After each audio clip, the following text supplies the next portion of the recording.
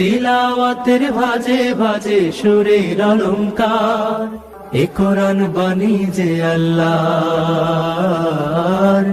এ কোরআন বাণী যে আল্লাহর। আসসালামু আলাইকুম ওয়া রাহমাতুল্লাহি ওয়া বারাকাতুহু। আস-সুন্নাহ ফাউন্ডেশনের অনন্য আয়োজন সহজ সূত্রে কোরআন শিখির 23তম পর্বে আপনাদেরকে স্বাগতম। আলহামদুলিল্লাহ, গত ক্লাসগুলোতে আমরা তাজউইদের কিছু নিয়মকানুন শিখেছি। আমরা বলেছিলাম যে 7টি সূত্রে আমরা কোরআন পড়া শিখব, পাশাপাশি আনুষঙ্গিক কিছু নিয়মকানুন শিখব। সেই নিয়মকানুনের মধ্যে ছিল নুন সাকিন তানবিনের কিছু হুকুম এবং মিম সাকিনের হুকুম। আজকে আমরা শিখব যে হরফ উচ্চারণে মোটা এবং পাতলা করার বিবরণ। আপনারা জানেন যে আরবি হরফগুলো উচ্চারণের দুইটি দিক রয়েছে। কিছু হরফ আছে মোটা করে পড়তে হয়, কিছু হরফ রয়েছে যেগুলো পাতলা করে পড়তে হয়। এই হরফগুলোকে আমরা 3 ভাগে ভাগ করব। কিছু হরফ আছে সবসময় মোটা করে পড়তে হয়, পোর করে পড়তে হয়, এবং কিছু হরফ আছে পাতলা করে পড়তে হয়। এবং শুধুমাত্র 3টি হরফ রয়েছে, এগুলো কখনো মোটা হয়, কখনো পাতলা হয়। যে হরফগুলো মোটা করে পড়তে হয় সে হরফগুলো আপনারা আমার সাথে বলুন: খ, সদ, দদ, ত, য, গইন, কফ। এই 7টি হরফ সবসময় মোটা করে পড়তে হয়। এটা আমরা শুরুর পর্বতে আমরা শিখেছিলাম। কিছু হরফ আছে সবসময় পাতলা করে পড়তে হয়, এই 7টি হরফ বাদ দিয়ে, এবং আরও 3টি হরফ আলিফ লাম র, যেহেতু এই 3টি হরফ কখনো পাতলা হয়, কখনো মোটা হয়। বাকি 19টি হরফ সবসময় পাতলা করে পড়তে হয়। আপনারা আমার সাথে বলুন: হামজা, বা, তা, সা, জিম, হা, দাল, দাল, জা, সিন, শিন, আইন, ফা, কাফ, মিম, নুন, হা, ওয়াও, ইয়া। এই হরফগুলো সবসময় পাতলা করে পড়তে হয়। আজকের পর্বে আমরা যেটা শিখব সেটা হলো যে হরফগুলো কখনো মোটা হয়, কখনো পাতলা হয়। তার মধ্যে 3টি হরফ রয়েছে: আলিফ লাম র। আলিফ লাম র। আলিফ কখন মোটা করে পড়ব, আলিফ কখন পাতলা করে পড়ব। আলিফ হরফটা যদি 7টি মোটা হরফের পরে আসে তাহলে আলিফ হরফটিকেও মোটা করে পড়তে হবে। আপনারা স্ক্রিনে দেখতে পাচ্ছেন 7টি হরফের উদাহরণ নিয়ে আসা হয়েছে। আলিফের উদাহরণ আপনারা দেখতে পাচ্ছেন, খায়ের উদাহরণ খালিদিন। খায়ের পরে যেহেতু আলিফ হরফটি রয়েছে তাহলে আপনার আলিফ হরফটিকে মোটা করে পড়তে হবে। এরপরে সাদের উদাহরণ ওয়াসাবিরু। সাদের পরে কিন্তু আলিফ হরফটি রয়েছে, ওয়াসাবিরু। এখানে আপনি যদি ওয়াসাবিরু বলেন তাহলে উচ্চারণ বিশুদ্ধ হবে না। এরপরে হরফটি দেখছেন দদ। দদের উদাহরণ ফিল মাদাজিই। দদের পরে আলিফ হরফটি রয়েছে, এখানে যেহেতু মোটা হরফের আলিফ হরফ রয়েছে তাহলে আলিফটিকেও মোটা করে পড়তে হবে। তয়ের উদাহরণ ওয়াত্তারিকি। যায়ের উদাহরণ যালিমিনা। গাইনের উদাহরণ বিগাফিলিন। কফের উদাহরণ আল কাদিরু। এখানেও দেখতে পাচ্ছেন কফের পরে আলিফ হরফটি এসেছে, তাহলে আলিফ হরফটিকে মোটা করে পড়তে হবে। আলহামদুলিল্লাহ, তাহলে আমরা বুঝতে পেরেছি যে আলিফ হরফটি কখন পাতলা করে পড়তে হবে, কখন মোটা করে পড়তে হবে। মোটা করে পড়তে হবে যদি মোটা হরফের পরে আসে, আর আলিফ হরফটি যদি বারিক হরফের পরে আসে তাহলে বারিক করে পড়তে হবে। যেমন ব্যা, ত্যা। এখানে কিন্তু আমি বলতে পারবো না ব, ত, তাহলে এটা শুদ্ধ হবে না। এটা বলতে হবে ব্যা, ত্যা, স্যা। এখানে যেহেতু আলিফ হরফটি পাতলা হরফের পরে এসেছে তাহলে আলিফকে পাতলা করেই পড়তে হবে। আলহামদুলিল্লাহ, তাহলে আমরা বুঝতে পেরেছি আলিফ কখন মোটা করে পড়তে হয়, কখন পাতলা করে পড়তে হয়। এখন আমরা শিখব যে লাম হরফটি কখন মোটা করে পড়তে হয়, কখন পাতলা করে পড়তে হয়। খুবই সহজ। এটা আমরা স্ক্রিনে দেখতে পাচ্ছেন, এটা একটি শব্দের মধ্যে সীমাবদ্ধ, সেটা হলো আল্লাহ শব্দ। আমরা জানি আল্লাহ শব্দে এখানে 2টি লাম রয়েছে। প্রথম লামটি হলো আলিফের পরে, দ্বিতীয় লামটি হলো প্রথম লামের পরে। তাহলে দ্বিতীয় লামের পরে যদি জবর অথবা পেশ থাকে তাহলে দ্বিতীয় লামটি পোর করে মোটা করে পড়তে হবে। আপনারা উদাহরণটি দেখুন। পেশের উদাহরণ রাসূলুল্লাহি। এখানে আমরা দেখতে পাচ্ছি আল্লাহ শব্দের দ্বিতীয় লামের আগেই এখানে একটি পেশ রয়েছে, এই জন্যে দ্বিতীয় লামটিকে পোর করে পড়তে হবে। রাসূলুল্লাহি। এবার আমরা দেখছি জবরের উদাহরণ, হুয়াল্লাহু। আল্লাহ শব্দের আগেই, মানে আল্লাহ শব্দের দ্বিতীয় লামের আগেই আপনার জবর এসেছে, তাহলে আল্লাহ শব্দের দ্বিতীয় লামটিকে পোর করে পড়তে হবে। সকলে আমার সাথে বলুন, হুয়াল্লাহু। আবার বলুন, হুয়াল্লাহু। তাহলে আমরা দুই অবস্থায় আল্লাহ শব্দের দ্বিতীয় লামটিকে পোর করে পড়ব, যখনই আল্লাহ শব্দের আগে অথবা আল্লাহ শব্দের দ্বিতীয় লামের আগে জবর অথবা পেশ আসবে, তখনই আল্লাহ শব্দের দ্বিতীয় লামটিকে আমরা পোর করে পড়ব। দ্বিতীয় অবস্থা সেটা হলো যে আল্লাহ শব্দ দ্বিতীয় লামটি কখন আমরা পাতলা করে পড়ব, যদি আল্লাহ শব্দের দ্বিতীয় লামের আগে যদি জের আসে। খুবই সহজ, এটা আমরা সবসময় পড়ে থাকি, আমাদের ভুল হওয়ার কথা না, তবু আমরা নিয়মটা জেনে নিই যাতে করে কখনো ভুল না হয়। আপনারা স্ক্রিনে দেখতে পাচ্ছেন একটি উদাহরণ দেওয়া আছে, বিসমিল্লাহি। আল্লাহ শব্দের দ্বিতীয় লামের আগে এখানে জের এসেছে, আপনারা জের দেখতে পাচ্ছেন, এই জন্যে আল্লাহ শব্দের দ্বিতীয় লামটিকে বারিক করে পাতলা করে পড়তে হবে। আপনি যদি বলেন বিসমিল্লাহি, তাহলে এই পড়াটি বিশুদ্ধ হবে না, আপনাকে পড়তে হবে শুদ্ধ করে। আমার সাথে বলুন, বিসমিল্লাহি। আবার বলুন, বিসমিল্লাহি। আলহামদুলিল্লাহ, খুব অল্প সময় খুব সহজে আমরা এই নিয়মটি শিখে ফেলেছি। আশা করছি আমাদের কখনো আর ভুল হবে না ইনশাআল্লাহ। আজকের পর্বের আমাদের আরেকটি হরফ রয়েছে, আমরা যে হরফটির কথা বলেছিলাম সেটা হলো র। এই হরফটিও কখনো মোটা করে পড়তে হয়, কখনো পাতলা করে পড়তে হয়। আপনারা স্ক্রিনে অবশ্যই দেখতে পাচ্ছেন র হরফ দুইভাবে পড়া যায়, একটা হলো পোর করে আর একটা হলো বারিক করে। পোর অর্থ হলো মোটা করে আর বারিক অর্থ হলো পাতলা করে। তো আমরা রকে 5 অবস্থায় মোটা করে পড়ব। আপনারা উদাহরণটি দেখুন, এখানে প্রথম অবস্থার নাম কি, প্রথম অবস্থাতে কি বলা হয়েছে, র হরফের উপরে যদি জবর অথবা পেশ আসে। র হরফটির উপরে যদি কি হয়, কি আসে, জবর অথবা পেশ, তাহলে র হরফটিকে মোটা করে পড়তে হয়। উদাহরণ আমার সাথে বলুন, রহিমুন। আমরা অনেক সময় ভুল করে বলে ফেলি যে রাহিম, কিন্তু রাহিম বললে এটা কখনো শুদ্ধ হবে না, আমাদেরকে বলতে হবে রহিম। আমার সাথে বলুন, রহিমুন। পরবর্তী উদাহরণটি দেখুন, রসুলুন। রয়ের উপরে পেশ এসেছে, তাহলে র হরফটিকে মোটা করে পড়তে হবে। আমার সাথে বলুন, রসুলুন। র হরফের দ্বিতীয় অবস্থা, র সাকিনের ডানে জবর অথবা পেশ থাকলে তাহলে র হরফটিকে মোটা করে পড়তে হয়। আপনারা স্ক্রিনে দেখতে পাচ্ছেন দুইটি উদাহরণ দেখানো হয়েছে, একটি হলো ইয়ারহামু আর একটি হলো তুরজাউনা। তাহলে ইয়ারহামু, র সাকিন তার পূর্বে জবর আছে, র সাকিন তার পূর্বে যদি জবর থাকে অবশ্যই রকে পোর করে মোটা করে পড়তে হবে। আপনারা আমার সাথে বলুন, ইয়ারহামু। আবার বলেন, ইয়ারহামু। আরেকটি উদাহরণ, তুরজাউনা। র সাকিনের পূর্বে কি এসেছে, পেশ। র সাকিনের পূর্বে পেশ থাকলে অবশ্যই রকে পোর করে পড়তে হবে, মোটা করে পড়তে হবে। আমার সাথে একবার বলুন, তুরজাউনা। আলহামদুলিল্লাহ, দুইটি অবস্থা আমরা শিখে ফেলেছি। তৃতীয় অবস্থা, যে র হরফটি ওয়াকফের কারণে সাকিন হলে এবং তার পূর্বে সাকিন থাকলে এবং তার পূর্বে যদি জবর অথবা পেশ থাকে, তাহলে র সাকিনটাকে পোর করে পড়তে হবে, মোটা করে পড়তে হবে। আপনারা স্ক্রিনে লক্ষ্য করুন, দুটি উদাহরণ রয়েছে, শাহরুন, হুসরিন। এখানে দেখেন ওয়াকফের কারণে আমরা শাহর পড়ি, শাহর। তাহলে ওয়াকফ করতে হলে অবশ্যই শেষ অক্ষরে সাকিন দিতে হয়। তাহলে র শেষের অক্ষরটি সাকিন, এর আগের হরফটি হা, এটাও সাকিন এবং এর পূর্বের হরফটির উপর জবর রয়েছে। তাহলে আমরা শেষের র অক্ষরটিকে মোটা করে পড়ব।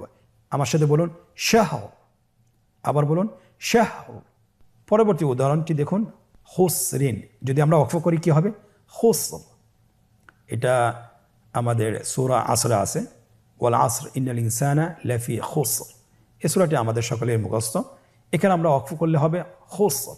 তাহলে র সাকিন ওয়াকফের কারণে সাকিন, তার পূর্বে আরেকটি সাকিন রয়েছে এবং তার পূর্বে রয়েছে পেশ। তাহলে আমরা র সাকিনটাকে পোর করে পড়বো। আমার সাথে বলুন, খুসর। আবার বলুন, খুসর। তাহলে রয়ের তৃতীয় অবস্থাটি আমরা জেনেছি। এবং আমরা জানব চতুর্থ অবস্থানটি। র সাকিনের বামের হরফটি যদি মোটা হরফ হয়, আমরা বলেছিলাম মোটা হরফ 7টি কি কি? খ, সদ, দদ, ত, য, গইন, কফ। র সাকিন তার বামে যদি আপনার মোটা হরফ আসে তাহলে র সাকিনটাকে অথবা রকে মোটা করে পড়তে হবে। আপনারা দুইটি উদাহরণ দেখতে পাচ্ছেন স্ক্রিনে, দেখুন। কিরতাসুন, মিরসাদুন। আবার বলুন, কিরতাসুন, মিরসাদুন। কি কারণে আমরা রটিকে মোটা করে পড়লাম? যেহেতু র হরফের বামে দুইটি হরফ আমরা দেখতে পাচ্ছি, একটি হলো ত, একটি সদ। এই দুইটি হরফ হলো মোটা হরফ, এই জন্যে র সাকিনকে পোর করে পড়তে হবে। রয়ের পঞ্চম অবস্থান।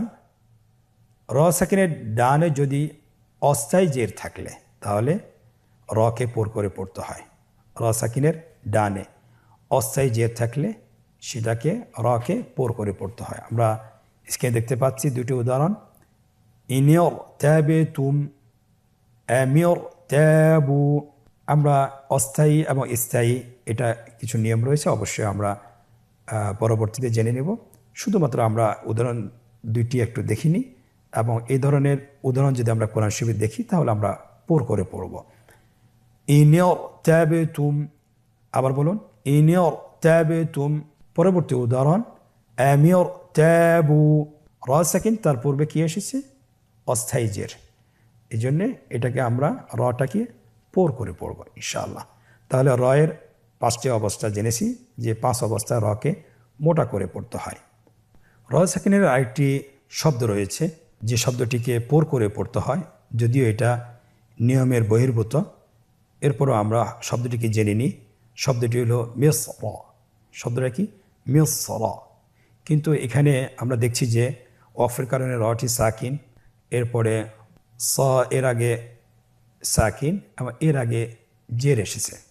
আমরা বলেছিলাম যদি জবর অথবা পেশ থাকে তাহলে পোর করে পড়ব, কিন্তু এখানে এই শব্দের মধ্যে দুইটি সাকিনের আগে জের এসেছে, এখানেও রকে পোর করে পড়তে হবে। এটা যদিও নিয়মের বহির্ভূত, কিন্তু কোরআনে কারিমের এই শব্দের ক্ষেত্রে র হরফটি মোটা করে পড়তে হবে। আপনারা আমার সাথে বলুন, মিসর। আমার সাথে আবার বলুন, মিসর। এখন আমরা শিখব রকে কয়টি অবস্থায় পাতলা করে পড়তে হয়। এখানেও আমরা বলবো যে রকে 4টি অবস্থায় পাতলা করে পড়তে হয়। 1 নম্বর হলো র হরফে জের থাকলে। এটা খুবই সহজ। র হরফের নিচে যদি আপনি জের দেখেন তাহলে আপনি এই রটাকে সবসময় পাতলা করে পড়বেন। স্ক্রিন লক্ষ্য করুন, এখানে 2টি উদাহরণ রয়েছে। আমার সাথে বলুন, রিজালুন। রয়ের নিচে কি রয়েছে? জের। পরবর্তী শব্দ রিজকুন। তাহলে প্রথম রয়ে এখানে রয়ের নিচে জের রয়েছে, এই রটাকেও আমাদেরকে পাতলা করে পড়তে হবে। আপনারা আমার সাথে আবার বলুন, রিজকুন। রয়ের দ্বিতীয় অবস্থা, যে অবস্থায় রকে পাতলা করে পড়তে হয়, র সাকিনের ডানে জের থাকলে এবং বামে পোর হরফ না থাকলে। ডানে থাকতে হবে জের, এবং বামে যদি পোর হরফ না থাকে, মোটা হরফ না থাকে, তাহলে রকে পোর করে পড়তে হবে। স্ক্রিনে আপনারা 2টি উদাহরণ দেখতে পাচ্ছেন। ফির আউনা, এখানে রয়ের উপর সাকিন, এর ডানে হলো জের এবং বামে কোনো মোটা হরফ নাই, এই জন্যে রকে পোর করে পড়তে হবে। আমার সাথে আবার একবার বলুন, ফির আউনা। পরবর্তী উদাহরণ, মির ফাকাতুন। এখানেও একই রকম হুকুম, যে র সাকিন তার ডানে এসেছে জের এবং বামে কোনো মোটা হরফ নাই, এই জন্যে রকে পাতলা করে পড়তে হবে। আপনারা আমার সাথে একবার বলুন, মির ফাকাতুন। আবার বলুন, মির ফাকাতুন। রয়ের তৃতীয় অবস্থা, র হরফটি ওয়াকফের কারণে সাকিন হলে, তার ডানের হরফটি সাকিন হলে এবং তার পূর্বে জের থাকলে। তার পূর্বে কি থাকলে? জের থাকলে, তাহলে র হরফটিকে পাতলা করে পড়তে হবে। আপনারা স্ক্রিনে দেখতে পাচ্ছেন 2টি উদাহরণ রয়েছে, হেইজের, আরেকটি উদাহরণ সেহর। এখানে লাস্টে যে রটি হরফটি রয়েছে, এই হরফটিকে মোটা করে পড়া যাবে না, পড়তে হবে পাতলা করে। তাহলে আমরা বুঝতে পারতেছি র হরফটি ওয়াকফের কারণে সাকিন হলে এবং তার পূর্বে সাকিন থাকলে এবং তার পূর্বে যদি জের থাকে, তাহলে র হরফটিকে পাতলা করে পড়তে হবে। রয়ের চতুর্থ অবস্থা, র হরফটি ওয়াকফের কারণে সাকিন হলে তার ডানে ইয়া সাকিন থাকলে তাহলে রকে পাতলা করে পড়তে হবে। আমরা স্ক্রিনে দুটি উদাহরণ দেখতে পাচ্ছি, হাবির, বসির। এখানে আপনারা দেখতে পাচ্ছেন স্ক্রিনে যে ওয়াকফের কারণে রটাকে সাকিন দেওয়া হয়েছে এবং তার পূর্বে ইয়া সাকিন রয়েছে, তাহলে সর্ব অবস্থায় আমরা রকে পাতলা করে পড়ব। আপনারা আমার সাথে বলুন, হাবির, বসির। এখানে নিয়মের বহির্ভূত আরেকটি শব্দ রয়েছে, যে অবস্থায় রটিকে পাতলা করে পড়তে হয়। আপনারা স্ক্রিনে দেখতে পাচ্ছেন যে র হরফটি ওয়াকফের কারণে সাকিন হলে, তার ডানে হরফটি সাকিন হলে এবং তার পূর্বে জের থাকলে, কিন্তু এই শব্দটিতে তার পূর্বে রয়েছে জবর। জবর হলে আমরা জানি যে এখানে পোর হওয়ার কথা, কিন্তু না, এখানে নিয়মের বহির্ভূত। এখানে আমাদেরকে যেটা করতে হবে সেটা হলো এই শব্দটিকে পাতলা করে পড়তে হবে। আপনারা আমার সাথে বলুন, ইয়াসর। এই শব্দটি রয়েছে সূরা আল ফজরে, ওয়াল্লাইলি ইযা ইয়াসর। তাহলে এখানে র হরফটিকে পাতলা করে পড়তে হবে, এখানে মোটা করে পড়ার কোনো সুযোগ নাই। আশা করছি আলহামদুলিল্লাহ আমরা যে তিনটি হরফ কখনো মোটা হয় কখনো পাতলা হয়, এর নিয়মগুলো, এর অবস্থাগুলো, কখন মোটা হবে কখন পাতলা হবে, আমরা সবগুলো জেনেছি আলহামদুলিল্লাহ। আমরা এগুলো যদি বারবার অনুসরণ করি তাহলে ইনশাআল্লাহ আমাদের আলিফ এবং লাম রয়ের ক্ষেত্রে কখনো ভুল হবে না ইনশাআল্লাহ। আজকের পর্বে আমরা কতটুকু শিখতে পেরেছি এটা আমরা নিজেদেরকে যাচাই করতে চাই। আমরা যাচাই করব একটি অনুশীলনের মাধ্যমে। আসুন আমরা অনুশীলনটি শুরু করি। আপনারা স্ক্রিনে দেখতে পাচ্ছেন এখানে তিনটি প্রশ্ন রয়েছে। এক নম্বর হলো, নিম্নোক্ত উদাহরণগুলো সঠিক জায়গায় লিখুন। আপনারা স্ক্রিনে দেখতে পাচ্ছেন এখানে তিনটি লাইন রয়েছে। প্রথম লাইনে উদাহরণগুলো দেওয়া আছে, দ্বিতীয় লাইনটি ফাঁকা রয়েছে এবং তৃতীয় লাইনে নামগুলো দেওয়া আছে। আমাদেরকে যেটা করতে হবে, উদাহরণগুলোর সাথে নামের মিল করতে হবে। রিজালুন রাসূলুল্লাহি খালিদিনা। এখানে আমাদের কাছে তলব করা হয়েছে যে খ পোড় কোথায় রয়েছে, কোন উদাহরণটিতে রয়েছে। আমরা দেখতে পাচ্ছি লাস্ট শেষের উদাহরণটিতে খ পোড় হিসাবে এসেছে খালিদিনা। অতএব আমরা খালিদিনা শব্দটিকে, উদাহরণটিকে খয়ের উপরে বসিয়ে দিই। এখানে দ্বিতীয় উদাহরণটিতে লাম মোটা রয়েছে রাসূলুল্লাহি, আমরা লাম মোটার উপরে যে খালি জায়গাটি রয়েছে সেখানে বসিয়ে দিই।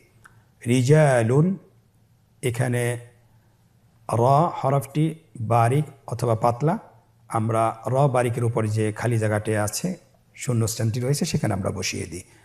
আলহামদুলিল্লাহ আমরা প্রথম প্রশ্নটি শেষ করেছি।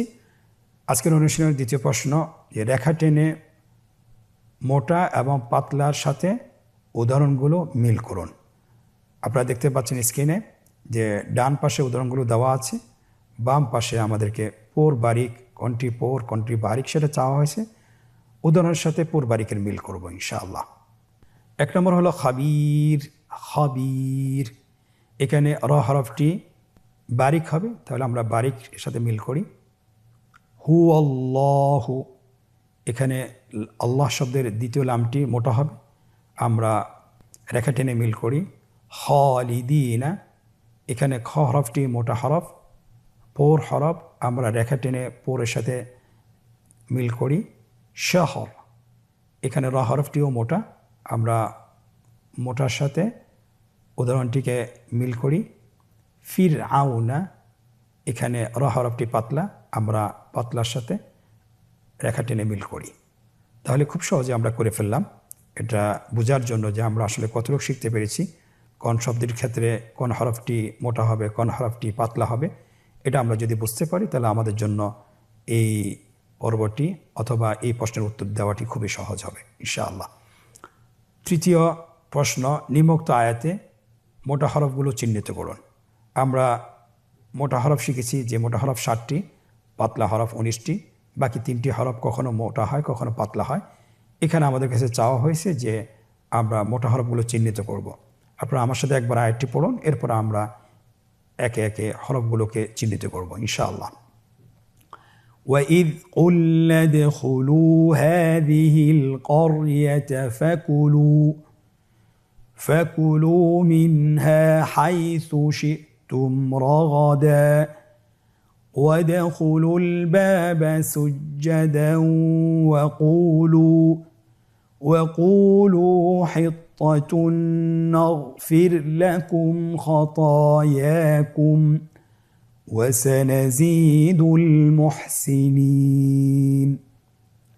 وإذ قلنا এখানে আমরা যে হরফটি মোটা হিসাবে পেয়েছি সেটা হলো কফ উদখুলু এখানে খ হরফটি মোটা হাদিহিল ক্বরিয়াতা এখানে কফ হরফটি মোটা ফাকুলু মিনহা হাইথু শিতুম এখানে মোটা হরফ নাই রাগাদা এখানে গাইন হরফটি মোটা ওয়াদখুলুল বাবা এখানে খ হরফটি মোটা সুজ্জাদা এখানে মোটা হরফ নেই ওয়াকুলু এখানে কফ হরফটি মোটা হিত্তাতুন নাগফির লাকুম এখানে দুইটি হরফ মোটা একটি হলো হিত্তা ত নাগফির লাকুম গাইন খতায়াকুম এখানে দুইটি হরফ মোটা প্রথম দুইটি হরফ খ এবং ত ওয়াসানাজিদুল মুহসিনিন এখানে কোনো হরফ কোনো মোটা অক্ষর নেই কোনো পোর হরফ নেই আলহামদুলিল্লাহ আশা করি আমরা বুঝতে পেরেছি আমরা প্রত্যেকটি আয়াতে এভাবে যদি আমরা চেষ্টা করি যে কোন হরফটি মোটা কোন হরফটি পাতলা এটা যদি আমরা চিহ্নিত করতে পারি তাহলে আমরা উচ্চারণের ক্ষেত্রে কখনো ভুল হবে না ইনশাআল্লাহ আপনারা এই অধ্যায়টি চেষ্টা করবেন বাসায় 10 থেকে 20 মিনিট অনুশীলন করার জন্য আমরা যদি বারবার একটা জিনিস অনুশীলন করি তাহলে আমাদের তেলাওয়াত কখনো অশুদ্ধ হবে না তেলাওয়াত সবসময় শুদ্ধই হবে ইনশাআল্লাহ বিইذনিল্লাহ আজকের পর্ব থেকে এখানেই বিদায় নিচ্ছি পরবর্তী পর্বে আবারও দেখা হচ্ছে জাযাকুমুল্লাহ খায়র আসসালামু আলাইকুম ওয়া রাহমাতুল্লাহি ওয়া বারাকাতুহু আসুন্নাহ ফাউন্ডেশন উম্মার স্বার্থে সুন্নাহর সাথে তিলাওয়াত